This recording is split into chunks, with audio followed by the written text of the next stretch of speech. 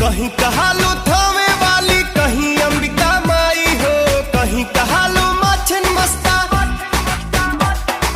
कहीं कहालू तारा चंडी, कहीं शारदा माई हो, कहीं कहालू वैष्णो माता।